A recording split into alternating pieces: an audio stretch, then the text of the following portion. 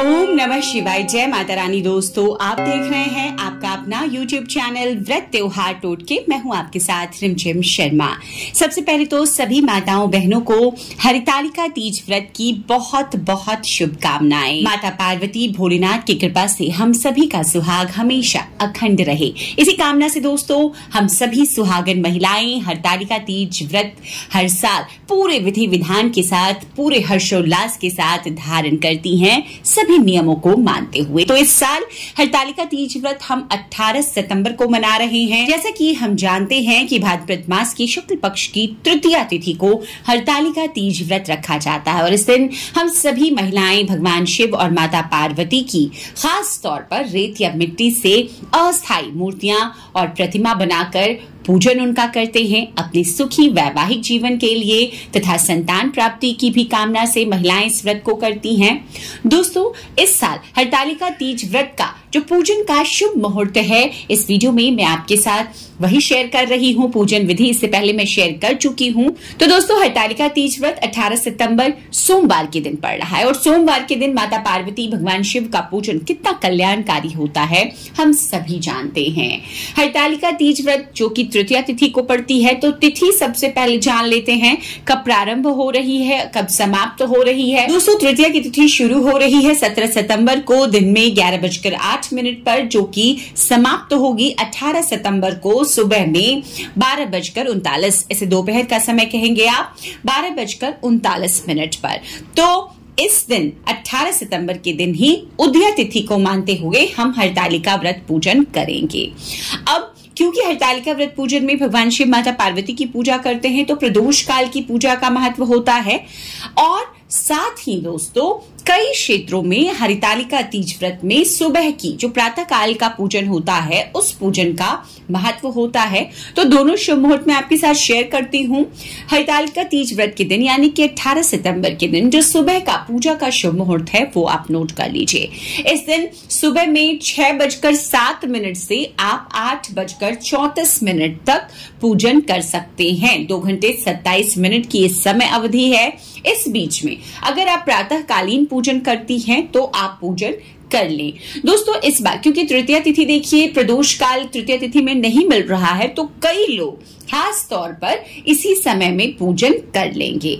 अब जो उदया तिथि को मानते हैं वो आज के दिन भी प्रदोष काल में पूजन करेंगे, तो आप ऐसा भी कर सकते हैं, इसमें कोई दिक्कत नहीं है।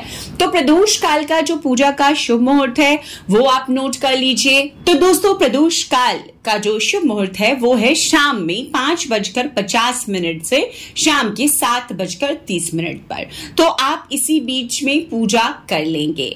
दोस्तों, इस दिन कई शुभ मुहूर्त भी हैं, अभिजीत मुहूर्त, विजय मुहूर्त भी मिल रहा है। आप उन मुहूर्तों में पूजन करना चाहते हैं, कर सकते हैं। दोस्तों, हरितालिका तीज व्रत की पूजन के बाद में एक और जो महत्व रखता है बहुत ही ज्यादा, वो रखता है पारण का शुभ समय और पारण का शुभ मुहूर्त। तो हरितालिका तीज व्रत में अन्य व्रतों की तरह हम पारण अगले दिन, क्योंकि उदया तिथि को मानते हुए हमने 18 तारीख को 18 सितंबर को व्रत रखा है, तो हम 19 सितंबर को व्रत को खोलेंगे। इस व्रत को भी पूरे 24 घंटे के लिए निर्जल निराहार रखकर महिलाएं धारण करती हैं। तो आपको अगले दिन सूर्योदय के पहले जो विधान है वो मैं बता रही हूँ। आपको विसर्जन की प्रक्रिया है, जो विसर्जन होता है पूजा में विधि विधान से, वो आपको कर लेना है। जैसे कि आपने मिट्टी की और रेत की प्रतिमा बनाई है, लिंग बनाकर आपने पूजन किया है, तो आपको सुबह प्रातःकाल सूर्योदय के पहले ही उन सभी सामग्रियों का पूजा के बाद में विसर्जन करना है। जैसे कि जो फूल वगैरह आपने अर्पित की है, माता के साथ जो विसर्जन में देने के लिए आप कुछ सामग्री लेकर आए होंगे, वो सभी चीजें आपको, और जो मिट्टी की प्रतिमा है रेत की, उसको सूर्योदय से पहले विसर्जित कर देना है। बहते हुए जल में आप विसर्जन कर सकते हैं। घर में भी किसी गमले में, पॉट में आप पहले से जल भरकर रख लें। अगर गंगा जल हो तो गंगा जल, नहीं तो साधारण जल, और उसमें डुबोकर भी आप विसर्जन कर सकते हैं। इसके बाद ही दोस्तों विसर्जन की प्रक्रिया को, विसर्जन करने के बाद विधि विधान से आपको व्रत को खोलना है।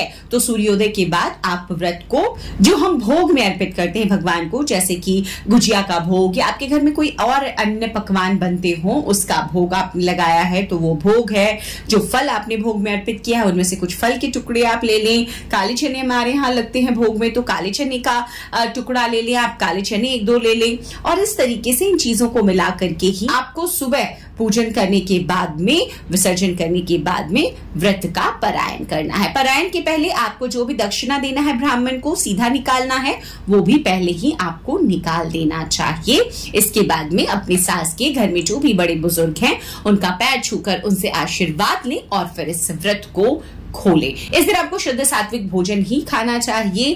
तो इस प्रकार से ये पूरे विधि विधान के साथ में शुभ मुहूर्त में पूजन करने के बाद व्रत कैसे खोलना है, ये सभी जानकारियां मैंने आपके साथ शेयर की है। उम्मीद करती हूँ ये सभी जानकारियां आपके लिए उपयोगी साबित होगी। वीडियो पसंद आए तो लाइक कीजिएगा, आगे अपने दोस्त परिजनों तक जरूर शेयर कीजिए। चैनल पर पहली बार आए हैं, इस तरह की जानकारियां आपको भी अच्छी लगती है तो चैनल को सब्सक्राइब करना ना भूलें। वीडियो देखने के लिए बहुत बहुत शुक्रिया। जय माता रानी, हर हर महादेव।